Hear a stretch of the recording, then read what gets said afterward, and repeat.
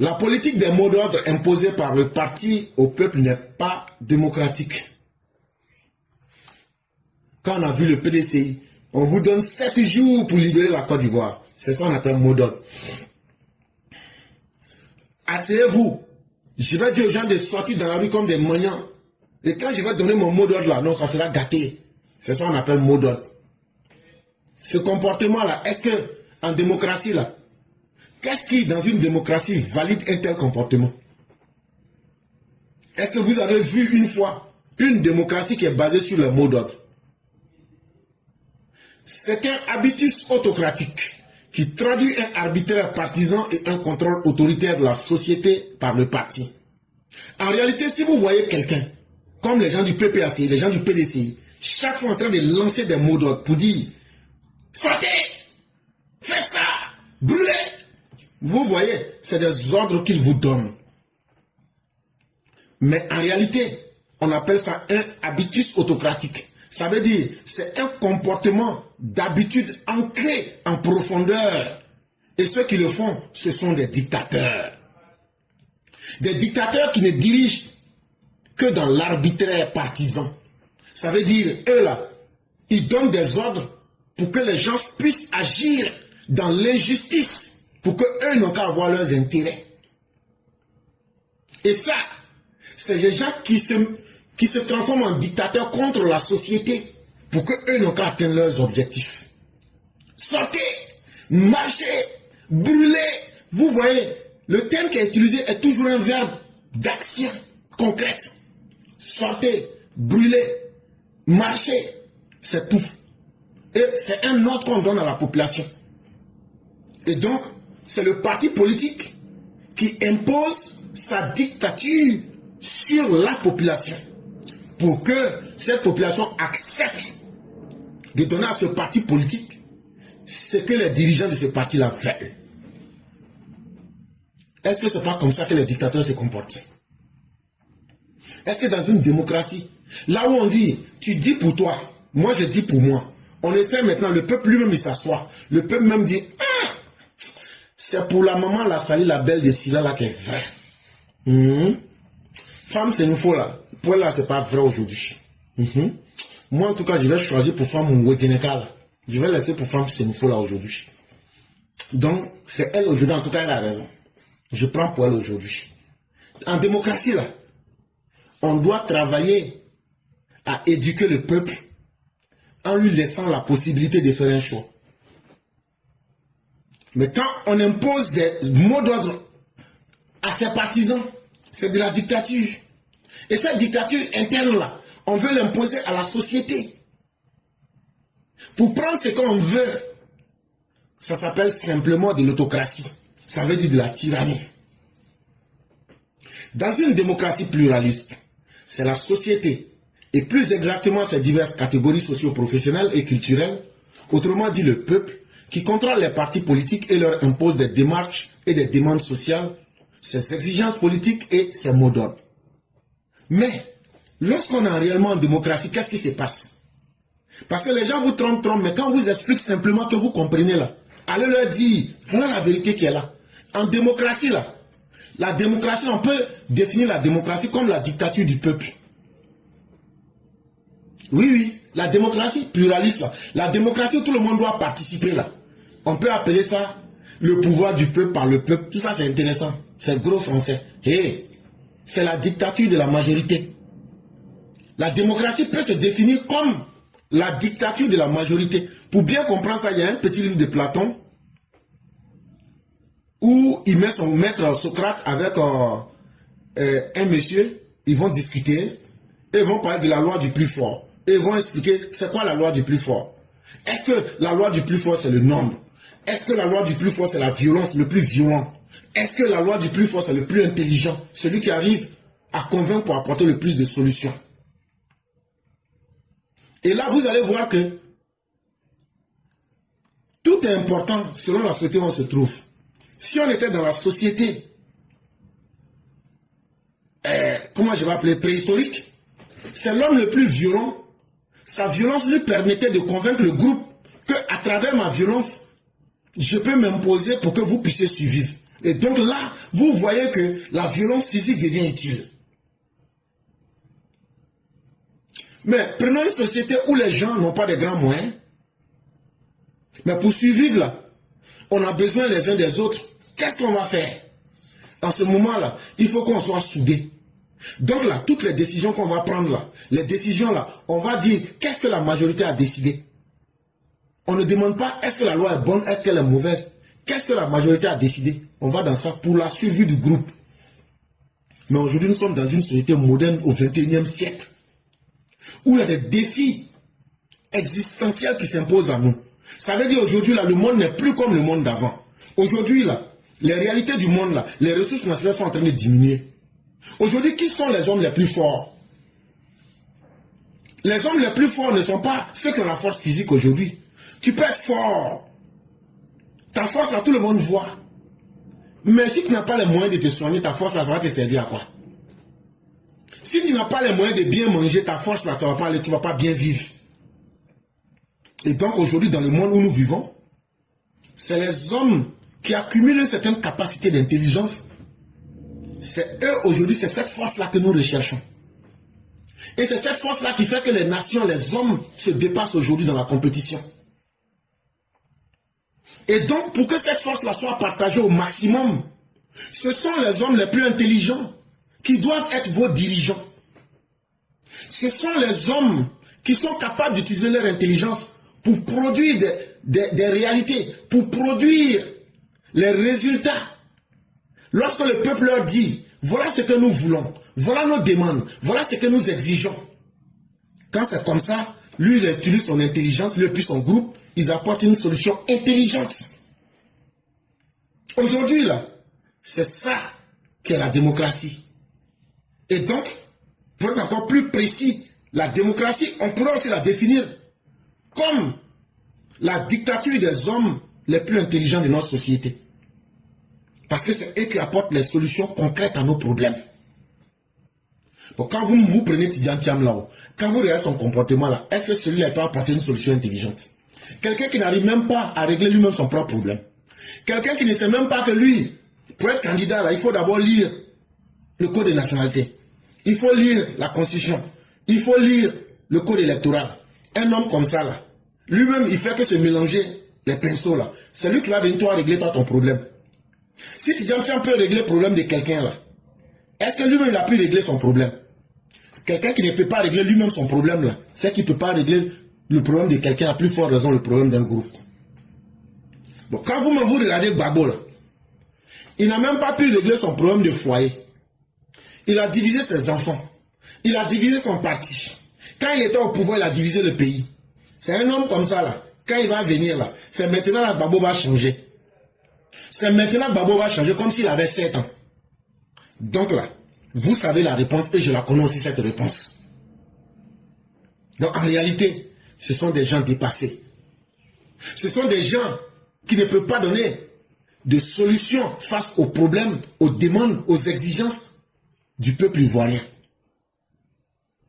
Or, la solution la plus simple qu'on peut donner dans une démocratie, c'est le débat ouvert, le débat d'idées. Ça là, ça n'a pas de prix, ça ne coûte rien, et ça là, c'est gratuit. Ça veut dire, Maman Khalida Justine est là. Le grand maître Samba Koné est là. Maintenant, moi-même, je suis là. On vient s'asseoir. On dit, ils sont tous intelligents. Le peuple nous regarde. On débat calmement et sereinement. Il dit pour lui, je dis pour moi. L'autre dit pour lui. Le peuple s'assoit, on dit, donc c'est comme ça. Hein. Donc là, voilà, donc c'est comme ça. Hein. Donc, moi, vraiment, moi, je n'aime pas beaucoup Maman Khalida Justine. Mais vrai, là, ce qu'elle dit là, elle a raison. Et puis, ses idées sont plus brillantes que pour vous. Et c'est ça qui est la vérité. Et puis maintenant, là, tu fais ton choix. Et puis toi-même, tu fais ton choix. Et c'est là donc qu'on permet à toutes les catégories de notre société, à toutes les couches, à tous les niveaux de notre société ivoirienne, de participer à notre démocratie, d'éduquer notre peuple et de leur permettre de faire des choix éclairés. Et le mot d'ordre là, c'est dans les urnes. Il n'y a pas un mot d'ordre qui est plus clair et plus noble en politique que d'aller pour dire, voilà, je vous donne mon mot d'ordre à travers mon bulletin. Mais quelqu'un qui se dit démocrate, qui dit, on ne va pas aux élections. Quelqu'un qui se dit démocrate, non, non, non, c'est moi, mon parti politique, qui va imposer des mots d'ordre à la population. Alors que c'est la population, si les politiciens disent que c'est pour nous qu'eux ils travaillent, c'est pour nous réaliser nous notre bonheur qu'eux ils travaillent là. C'est nous, on doit leur donner des mots d'ordre. Mais pourquoi, quand la politique, le politicien devient le donneur de mots d'ordre, c'est que c'est un dictateur. Laurent Gbagbo est un dictateur, Chaka Dia est un dictateur, les opposants ivoiriens sont des dictateurs. C'est ce que je suis en train de dire. Vous n'allez jamais voir le président Ouattara dire qu'il lui donne mot d'ordre à quelqu'un. C'est comme les féticheurs là. Il y a un qui est sorti hier, que lui donne 7 jours à Bina, que lui va enterrer Bina Diara, le djihadiste malien là. Je dis, moi je vous regarde là seulement. Que lui donne 7 jours à Bina Diara, que Bina Diara, que la terre va manger Bina Diara. Ça veut dire il va djouf Bina Diara quoi. Et il n'y a pas de problème, c'est ce que vous avez dit pour Yaya Gallo. Mais en tout cas, ils sont là-bas. En tout cas, nous, on vous regarde. Celui qui, de toutes les façons, nous, on n'a rien à perdre. Nous, on regarde le film. Cette logique démocratique qui fonde la légitimité des partis dans leur capacité à représenter et à défendre les demandes sociales des catégories du peuple contraint ces derniers à se définir programmatiquement, à répondre aux demandes sociales des catégories du peuple par des solutions programmatiques. Et donc, en réalité, chers parents, pour quitter dans l'amusement, pour quitter dans l'amusaille, pour quitter dans le gourou, un parti politique là, le meilleur mot d'ordre qu'il puisse donner là, c'est de mettre un programme bien détaillé pour dire, voilà ce que nous on va faire pour les Ivoiriens. Comme quand tu t'en vas prendre le livre, projet de société du président Ouattara là. Tout est clair dedans. Quand on dit qu'on va faire chemin de fer, San Pedro Mans pour finir au Djéné. Quand on dit qu'on va lancer satellite pour diminuer le prix de l'internet et puis de la communication. C'est ça qu'un parti politique doit faire et puis déposer devant le peuple. Quand un parti politique qui recherche de la légitimité, quand tu recherches une légitimité pour que le peuple te fasse confiance là, c'est comme ça que tu agis. Tu agis sur la base d'un programme. Tu agis sur la base des demandes que le peuple a fait, selon les différentes catégories. Et tu trouves une solution. Et tu mets ces solutions-là dans un livre. Et tu dis, voilà ça. Tu ne vends pas ça à 10 000. Ce point de vue, la vacuité programmatique des partis, du Front commun, la source de leur incapacité à construire une coalition efficiente d'opposition, symboliserait un déficit de représentativité démocratique. Bon, c'est ce qui fait que eux-mêmes, là, même entre eux-mêmes, ne peuvent pas s'entendre.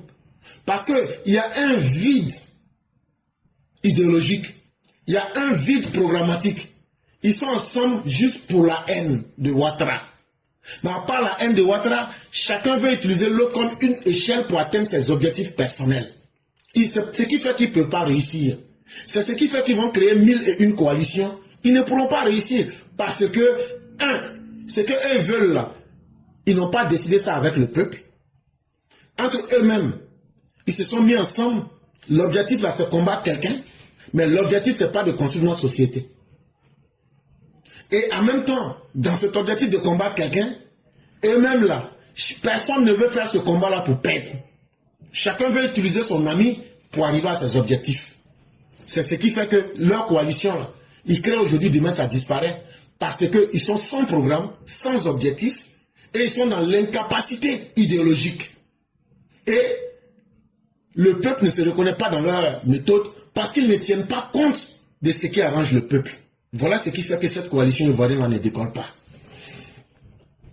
On aura donc en cette présidentielle d'octobre 2025 des partis programmatiquement indigents, sanctionnés de par ce fait dans les urnes et qui tenteraient néanmoins une entreprise de subversion en mobilisant leurs militants partisans abusivement affublés du sigle le peuple.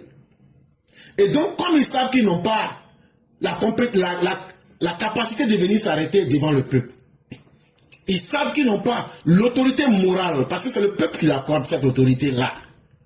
Pour dire, quand j'ai dit, je reconnais ton travail et le bienfait de ce que tu fais pour moi, c'est une forme d'autorité morale que je t'accorde.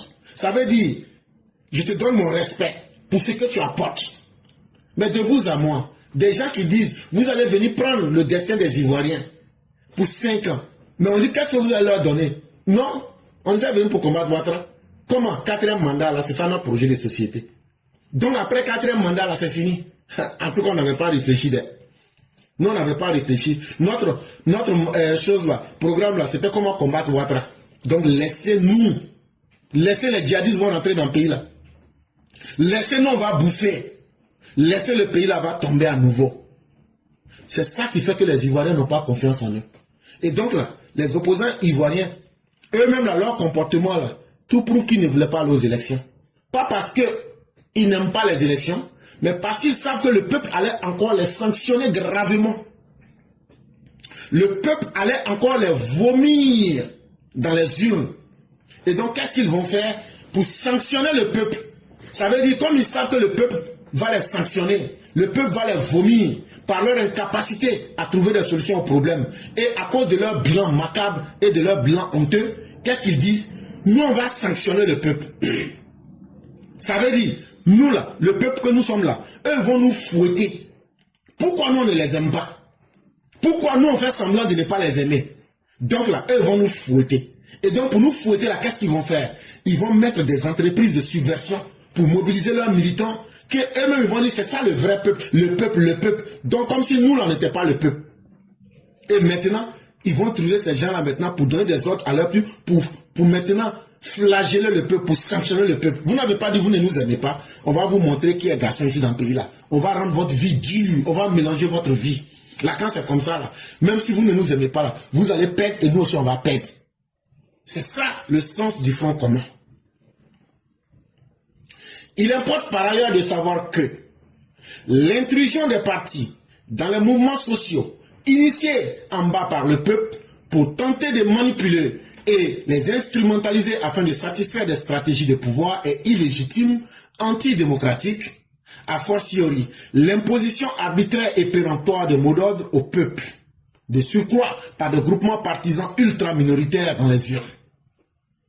Chers parents, il y a encore une grosse escroquerie des opposants ivoiriens. On dit mouvement de société civile. Ça veut dire on utilise un instrument qui est légal pour poser des actions illégales, des actions et des stratégies antidémocratiques, pour imposer et faire la promotion de tout ce qui est injuste, de tout ce qui est l'arbitraire. Les mots d'ordre là, il n'y a pas une injustice. Il n'y a pas un acte d'imposition arbitraire. Il n'y a pas d'acte antidémocratique. Il n'y a pas d'acte plus illégitime que ce soit des mots d'ordre. Et pourquoi? Parce qu'ils utilisent la société civile. Le nom, c'est du trafic de conscience pour dire société civile, le peuple, et en même temps, puisque cette validation est en société, ils utilisent ça pour tromper les gens, pour soumettre le peuple à la difficulté. Et qui sont ceux qui font ça? Ce sont des petits groupes très minoritaires et qui savent qu'ils ne peuvent pas gagner des élections. Et donc, on veut vous tromper, on veut vous mentir. Sinon, s'ils étaient vraiment majoritaires, ils n'allaient pas avoir besoin de tout ça. Ils allaient utiliser leur nom pour aller battre Ouattara dans les urnes et puis on n'allait même plus parler de Ouattara. Ça veut dire que tous là, ils n'ont qu'à se mettre en scène. Ils battent Ouattara et puis on passe à autre chose. Et donc, ne vous trompez pas sur la nature de ces personnes. Chaque fois que vous verrez en démocratie des gens qui sont violents, qui donnent des mots d'ordre, qui se comportent comme des dictateurs, c'est parce qu'ils ne sont pas nombreux. C'est parce qu'ils sont minoritaires, comme par exemple le FN, le Front National en France. S'ils étaient beaucoup là, ce serait pas bien. Etc., etc. Au Front commun, entre guillemets, manifestement piloté, en soumis par le PPACI de Laurent Gbagbo, en minuscule, perdure l'esprit mortifère d'autocratie, un relance staliniste tropicalisé. Là est le problème majeur de l'opposition ivoirienne actuelle. Laurent Gbagbo que vous voyez là, c'est un ethno-fasciste. C'est les esprits de Lénine, les esprits des criminels du communisme là. C'est ça qu'il a pris et puis il a tropicalisé pour mettre ça en Côte d'Ivoire. En réalité là, ce comportement de Laurent Gbagbo avec son Front commun, c'est un esprit pour offrir la mort en étant le dictateur qui donne la mort au peuple. Il l'a fait quand il était au pouvoir. Il veut encore pérenniser cela. Mais nous nous disons qu'il arrive à son terminus. Parce que toute chose a une fin sur cette terre. et Laurent Gbagbo arrive à son terminus. On va terminer avec les conditions de possibilité de dialogue politique. Depuis un certain temps, on voit, il faut qu'il y ait un dialogue politique, il faut qu'on discute. Quand c'est comme ça, si vous n'êtes pas un connaisseur de la politique ivoirienne, vous allez dire, mais les gens, ils sont bien des... Eux sont opposants, mais c'est eux qui sont plus gentils que le gouvernement. Donc le gouvernement devrait accepter de discuter avec eux. Parce que la discussion, c'est la meilleure chose. Et quelqu'un qui refuse de discuter, c'est lui qui est mauvais. Tu vas juger vite. Or, c'est parce que ces gens, eux-mêmes, ils ont dirigé avant. Ils n'ont pas rendu compte au peuple. Ils ont fait tellement de mauvaises choses. Ils veulent cacher ça. Mais ils ont envie du pouvoir. Mais leur comportement de vaurien n'a pas changé. Leur comportement de ne pas faire quelque chose de bien là. On dit, envoyez, allez négocier avec le peuple. Demandez ce que le peuple veut. Ils disent, ils ne font pas ça. Mais c'est ce qu'eux veulent là. Eux vont venir imposer ça au peuple. Donc ça veut dire quoi? Ils vont venir produire du malheur pour la population. Mais comme depuis 15 ans, ils n'arrivent pas à atteindre leurs objectifs, sinon ils ont essayé même de prendre les djihadistes pour rentrer en Côte d'Ivoire à travers Kone Katnet Babo. Ils ont essayé tous les modèles. Comme ça ne marche pas et qu'ils sont affaiblis, ils n'ont plus de solution. C'est là maintenant ils disent, venez, on va s'asseoir pour créer une illusion de dialogue, pour que chacun puisse parler. On va faire patiner le pays, on va créer du bruit dans le pays pour que le temps soit perdu à tout le monde. Parce que le gouvernement qui est là est occupé par le travail. Et c'est sur ce travail-là qu'on va le juger. Eux disent non, non, non, on n'a qu'à crier dialogue politique, négociation, négociation. Bon, les négociations qui ont été faites, là, il y a eu 5. Est-ce que le gouvernement a appliqué les points d'accord? Oui. Mais vous les opposants, là, sortez pour venir nous dire, parmi les 5 dialogues, là, les points que vous avez appliqués, que tout le monde voit, et puis c'est bon pour les Ivoiriens, là, mais sortez pour nous dire. Donc, eux-mêmes, là, ils ont délégitimé toute forme de dialogue politique. Eux-mêmes, là, leur comportement fait qu'on ne doit même plus discuter avec eux. Sinon, dans une démocratie, là, il y a un monsieur qui s'appelle Jürgen Habermas. C'est lui qui a développé le système de régime délibératif.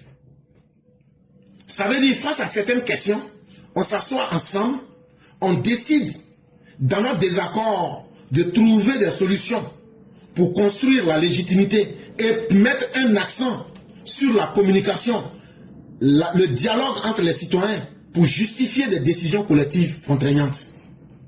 Mais quand vous avez fait vos premiers dialogues là, toutes les décisions collectives qui ont été prises là, est-ce que vous les avez appliquées?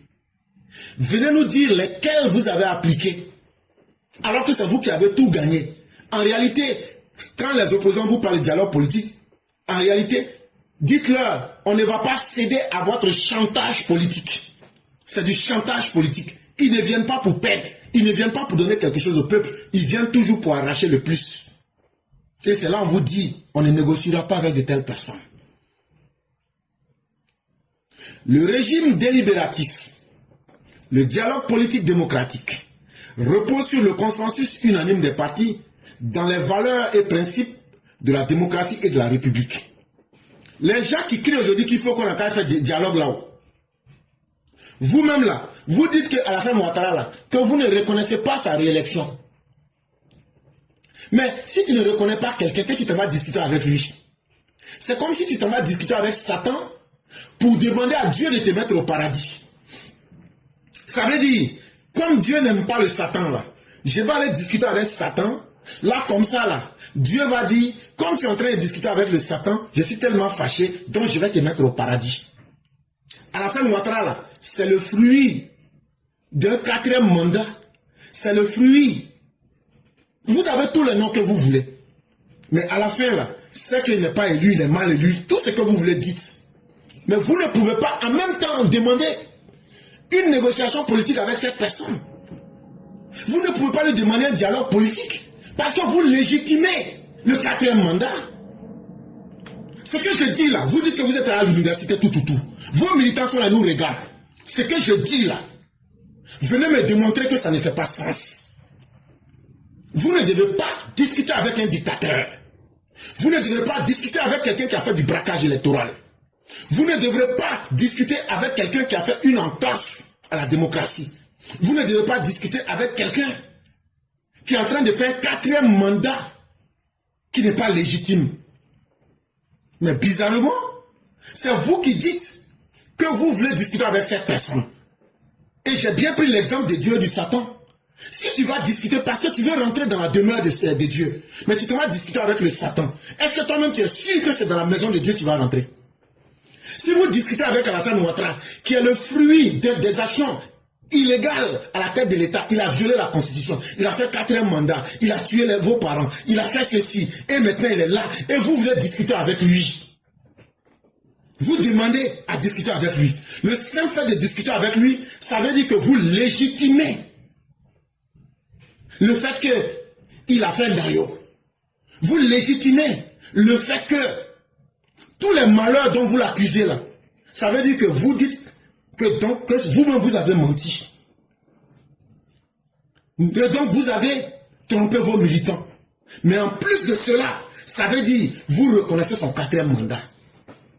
Ça fait trop quand même. Et il faut être logique dans ce qu'on veut. Mais la réalité, ce n'est pas Alassane Ouattara le problème. Parce que le monde entier voit la réalité. Le vrai problème, c'est vous. Le fait que vous n'avez pas d'idée claire. Vous faites une navigation dans le vide. Je ne parle même pas de navigation en vue. Vous faites une navigation dans le vide. Avec vos militants, avec les Ivoiriens, avec vous-même. Avant de dire que vous voulez faire un dialogue là, vous discutez avec qui? C'est cette question-là que nous on se pose. Nous, on ne va pas discuter avec des gens qui se sont encoquinés avec des djihadistes. Nous, on ne va pas discuter au RHDP avec des gens qui ont lancé des mots d'ordre pour éventrer la Côte d'Ivoire. Nous, notre langage, il est clair. Si vous, là, vous ne savez pas ce que vous êtes, vous ne savez pas ce que vous voulez, là, nous, au RHDP, là, nous, on sait ce qu'on veut. Nous, là, nous sommes en train de diriger, nous, on veut le pouvoir. On a obtenu le pouvoir démocratiquement. On est en train de diriger. Et dans cette direction-là, le peuple nous dit, voilà ce qu'on veut. Et c'est vers ça, c'est les résultats qu'on va donner au peuple, là, c'est vers ça nous on va. On n'a pas besoin de vos avis, on n'a pas besoin de vos jugements. Parce que quand vous étiez au pouvoir, là, nous, on n'a pas pris notre temps pour vous juger. Donc là, que vous dites que nous soyons bien ou mauvais, nous, on s'en fout. Ça ne nous intéresse pas. C'est la sanction du peuple, là, pour dire, est-ce que Ouattara a travaillé? Est-ce qu'il a apporté des solutions à nos problèmes, là? À partir du moment où on a mis Ouattara, comme de la manière, je suis en train de têter les gens du RHDP dans faire de justice, là. C'est comme ça aujourd'hui que nous sommes en train de juger le pouvoir, là. Sinon, vous, vos caprices, là, on n'a pas le temps pour ça. Et donc, chez nous, au RHDP, c'est que vous êtes incapable de comprendre, là. C'est que nous, au RHDP, là, nous vous voyons comme des djihadistes qui veulent se cacher derrière un dialogue pour ne pas répondre aux conséquences des actes qu'ils ont posés en 2025. On ne va pas vous permettre cela. Nous, on vous voit comme des bandits. Si nous, on va discuter avec vous, là, c'est que nous délégitimons notre pouvoir. Nous invalidons le vote de chacun des Ivoiriens. Maintenant, pour leur dire, c'est le banditisme et les arrangements politiques qui font acte de foi en Côte d'Ivoire entre des hommes et des entités privées qui sont les partis politiques. Vous avez utilisé la confiance de vos militants et du peuple ivoirien pour devenir des lanceurs d'alerte de djihadistes, pour devenir des gens qui ne font que prôner la mort, le désordre, des gens qui ont prôné des actions violentes. Et ça, là, en société, il faut qu'on vous juge. Et donc, si nous, on accepte aujourd'hui, après que le peuple nous a donné sa confiance, on va discuter avec vous. Ça veut dire, on a chié sur la confiance du peuple, sur le vote de chacun des Ivoiriens. Et maintenant, on veut maintenant gangsteriser l'État. Ou, parce qu'on a eu peur de vous, c'est pourquoi on est venu discuter avec vous. Et c'est pourquoi, si vous comprenez très bien comment nous pensons, on vous dit, quand on vous dit simplement, on ne va jamais négocier avec vous, là, voilà les raisons. Et ce n'est pas faute d'avoir essayé. Parce que par plusieurs fois, nous avons essayé. Jusqu'à on a fait 5 dialogues politiques. On a créé un ministère de la réconciliation. C'est allé nulle part. Et donc là, un modèle qui ne marche pas, à un moment là, il faut arrêter. Et c'est pourquoi maintenant, vous êtes arrivé à votre terminus. Vous n'aurez pas de dialogue. Vous n'aurez pas d'accord. Vous n'aurez rien. Mais vous aurez la justice. Ce qui vous fait peur, et que vous voulez éviter là, pour aller faire des dialogues et puis dire non, non, non, ne nous sanctionnez pas, ça c'est fini. On va vous sanctionner. Tidjam Thiam sera sanctionné. Vous ne voyez pas Tidjam Thiam en train de courir, aller aux élections, En fait, ils pensent que s'ils vont et qu'ils ont beaucoup de députés, et puis le PPACI, ils vont pouvoir invalider les décisions de l'État pour que eux là, quelles que soient les décisions qu'on va prendre contre eux, les députés de leur majorité, disons comme ça, que Dieu nous en épargne. Quand on obtient 50% des députés à l'Assemblée nationale, tous les opposants là, eux ont 50%. Et puis tout le RHDP nous a 50% du pouvoir. Ça veut dire équilibre. Toutes les lois de la République, elles vont saboter.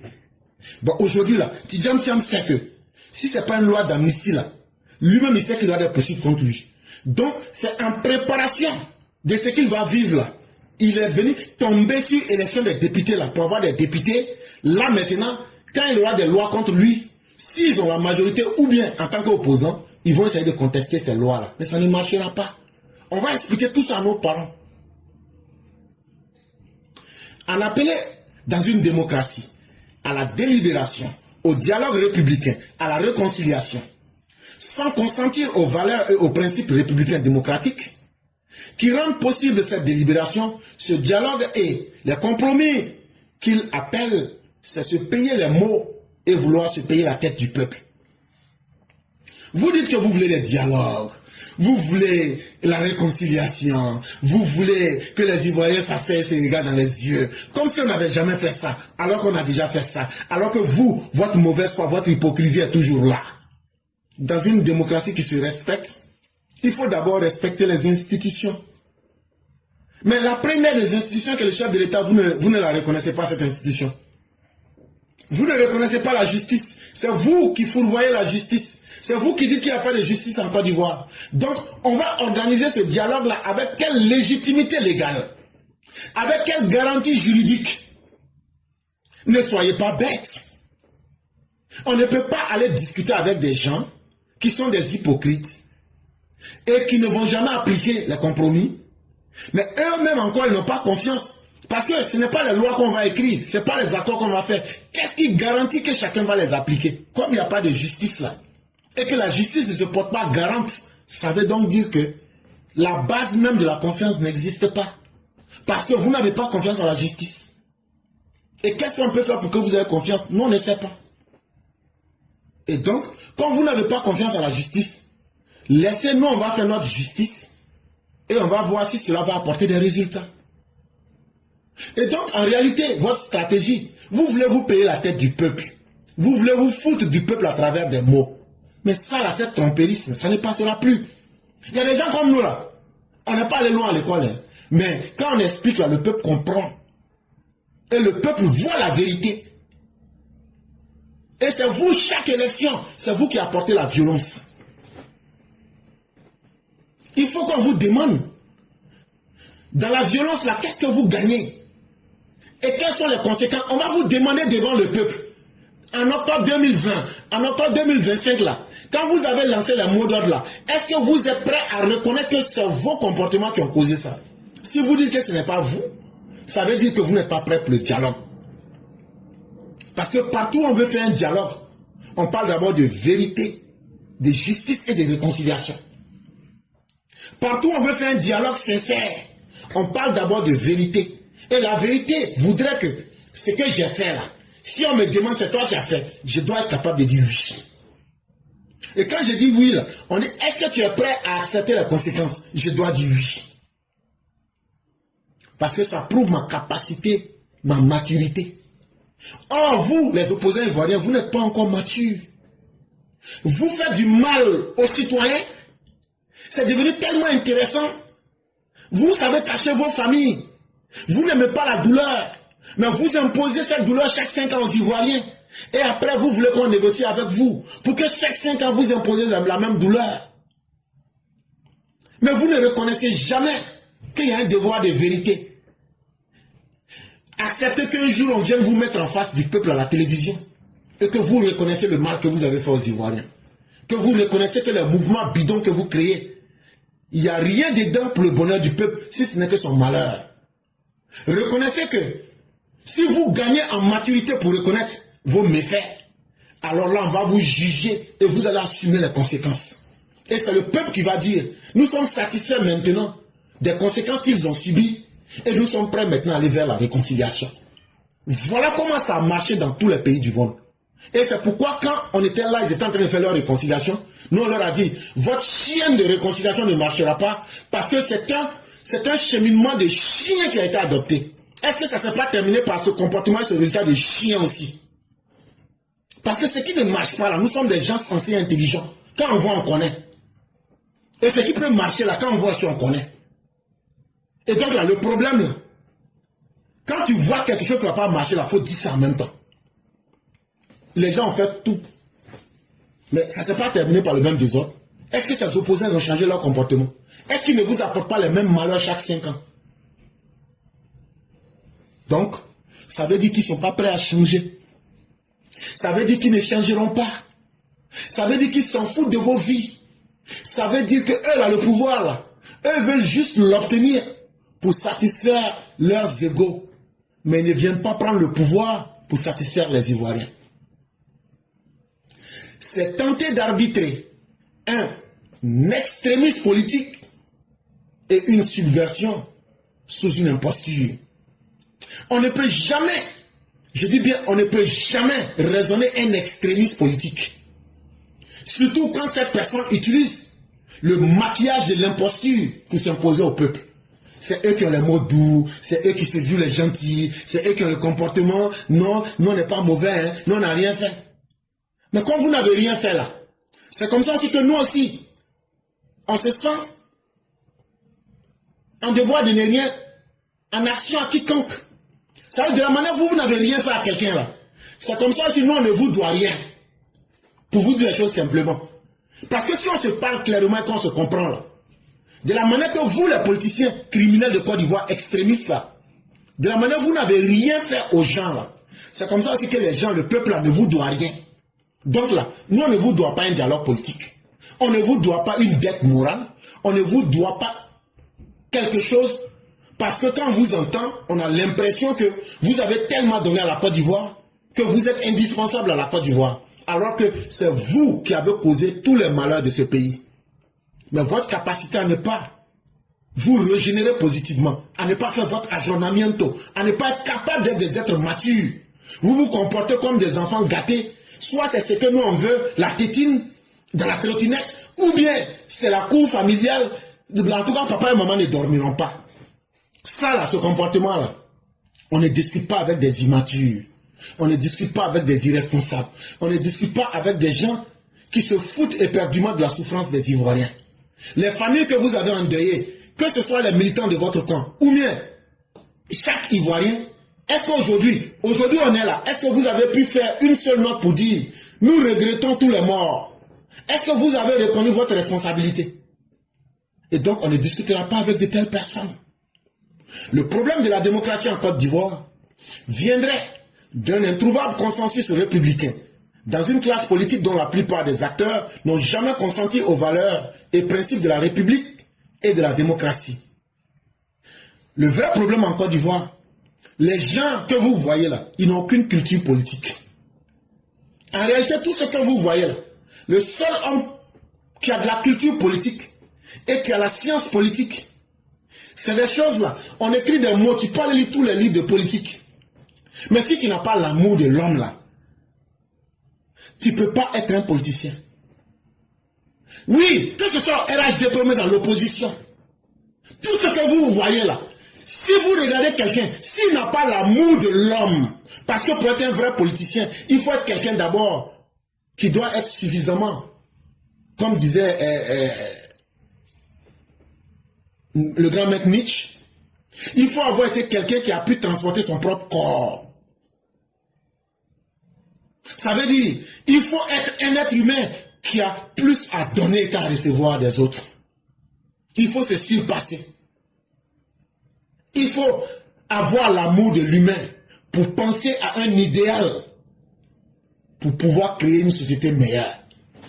Mais parmi les hommes politiques ivoiriens qui sont RHDP, il y a combien qui ont l'amour véritable du peuple comme le président Ouattara? Il y a combien d'Ivoiriens qui ont l'amour du peuple comme le président Félix Houphouët-Boigny? Sinon, tous les grands mots, les grandes théories qu'on va dire là, si tu viens diriger des gens, imaginez un père de famille qui n'aime pas sa famille. C'est vrai. Tu es le géniteur, ça veut dire, tu as mis des enfants au monde, mais tu n'es pas leur père, parce que tu n'es pas responsable. C'est la même chose en politique. La politique là, c'est des millions de vies, 32 millions de personnes. Toi tu viens, non, c'est mon clan, j'aime, c'est ma tribu, j'aime, mais c'est les gens de ma religion, j'aime. Mais forcément, en faisant ce choix, tu crées les conditions du désordre en société. La meilleure manière d'être un homme politique, c'est de d'abord aimer son peuple. Et c'est ça qui peut te pousser à donner le meilleur de toi-même. Or, les politiciens ivoiriens cherchent à prendre le meilleur, à arracher le meilleur entre les mains des populations. Ça veut dire, la meilleure partie du gâteau, là, c'est ça, eux, ils veulent. Et puis le peuple n'a qu'à toujours crier. Le peuple n'a qu'à toujours souffrir. Eux, ils s'en foutent. Vous pouvez gamberger, réfléchir. Ça ne les intéresse pas. C'est ça le problème en Côte d'Ivoire. Le problème, ce n'est ni la démocratie, ni la politique elle-même. Mais c'est la qualité des hommes politiques qu'on a. Ils n'ont pas l'amour du peuple. Et donc là, ils voient la politique comme un instrument pour atteindre leurs objectifs personnels, leurs objectifs de grandeur, leurs objectifs de mégalomaniaque. Eux, ils voient la politique comme un instrument pour mener la belle vie. Cela en raison de leur vision radicalement divergente, antimonique de la société et des finalités du pouvoir d'État. Il faut y remédier à partir du bas de la société. Et donc, quand vous avez compris tout ça des hommes politiques, des caractéristiques des uns et des autres, qui peut mettre fin à toute cette carabistouille? C'est vous le peuple. C'est à vous de dire, nous en avons marre des politiciens qui n'aiment pas les Ivoiriens. Nous en avons marre des sans-cœurs qui viennent pour nous perdre du temps. Nous en avons marre de la répétition des cycles mortifères, des cycles morbides, des cycles de la catastrophe que vous imposez. Même les catastrophes naturelles ne viennent pas chaque 5 ans. Même la nature elle-même là, dans son horloge là, n'impose pas que chaque 5 ans il y ait tremblement de terre dans un pays. Donnez-moi un pays où chaque 5 ans il y a tremblement de terre là-bas. Mais en Côte d'Ivoire, chaque 5 ans, il y a pire que tremblement de terre. On ne sait pas le nombre de personnes qui vont mourir. Chacun prend son baluchon, il est sur les routes. Parce qu'on ne sait pas ce que certains hommes politiques qui n'aiment pas du tout le peuple vont offrir au peuple. Et on nous dit non, il faut laisser ces personnes, il faut discuter avec elles, ce sont les politiciens. Tant que nous n'allons pas les invalider de notre société, ces personnes ne vont pas cesser et elles vont toujours continuer à nous apporter le plus de malheur. Parce que chaque année qu'on leur donne, c'est de nouvelles expériences. En 2020, ça a été contenu à l'intérieur. Mais en 2025, ils sont allés se donner les moyens des djihadistes. C'est parce que ça n'a pas marché. Mais en 2030, qu'est-ce qu'ils vous prévoient? Posez-vous bien la question. S'ils ont pu externaliser aujourd'hui, mettre des pays comme le Burkina et autres, dans aujourd'hui le conflit ivoirien, en 2030, qu'est-ce que ces opposants vous réservent? Ils cherchent 5 années, la discussion qu'ils recherchent, c'est comme quelqu'un qui a perdu un combat de boxe et qui dit, non, non, non, attendez, je vais me reposer, je vais bien étudier mon adversaire et puis je vais venir le frapper là où il faut. Si on leur donne du temps, c'est du temps qu'on donne pour qu'ils puissent faire le mal possible et le plus grand mal au peuple ivoirien. Et donc le pouvoir en place ne doit pas se permettre ce laxisme-là. Mesdames et messieurs, c'est là que nous nous arrêtons. On va lire le taux de Mère Blanc et après donc on va pouvoir vous donner la parole. Bonjour éclaireur pro-vérité, bonjour à tous mes condisciples de la digne classe éclaireur pro-vérité. Pas besoin d'être aruspice pour deviner la suite à donner à leur histoire d'union contre nature. À nos yeux, le montage partait pour se casser la figure et boum. Oui, ils allaient quand même pas réussir à greffer un foie de chien à la place de couilles d'un porc et espérer qu'il en naisse une colombe de cette chirurgie hors norme. Une chose est sûre, toute l'opposition est composée de charlatans, une équipe de personnes incompétentes, je veux dire. Nous sommes citoyens d'un pays où Laurent Gbagbo avait été déclaré bête noire de la politique pour se révéler être un poltron qui n'assume pas et qui n'a pour seule arme que la menace, la violence. Oui, ils se sont donné la main que pour une seule raison, leur haine de Ouattara, qui par ailleurs n'en a cure. Le président Ouattara nous donne l'impression d'avoir le don de lire dans le cœur des autres. Et après avoir compris que son opposition est la plus cupide qui soit, le remède était tout trouvé. Il les a tous congédiés. Revenu à la triste réalité, ils tirent à balles réelles les uns sur les autres à notre grande satisfaction. Chers miens, prenons place, le grand déballage a débuté. Merci et à bientôt. Vraiment merci à Mère Blanc qui nous fait encore un exercice des plus extraordinaires et qui nous donne la caractéristique même de cet assemblage mal assorti de l'opposition ivoirienne. Et elle part d'un chien malade qui avait besoin d'un foie. Et on n'a pas trouvé le foie d'un chien. On a pris le foie d'un poulet qu'on a mis à la place du foie dans le chien. Et on était en train de prier Dieu pour qu'une colombe puisse naître. Et puis qu'on avance. C'est ça l'opposition ivoirienne. Non. Et avec ça, c'est eux qui font le plus de bruit. C'est parce qu'on n'aime pas Ouattara. C'est devenu l'invention du siècle. Et ça, le peuple doit mordre à cela et accepter cela. Des gens qui font la promotion de la détestation de l'autre. C'est ça leur modèle de société. Ah, non, si on fait ça là, il va se sentir gêné. Les gens comme les Ouattara, là, eux s'en foutent. Hier, là, c'était chaud sur moi au boulot. J'étais assis, quand j'ai eu un peu de temps, j'entends des employés dire ah, que lui s'en fout, hein. Que lui là, ce que les gens disent sur lui là. Ils étaient là.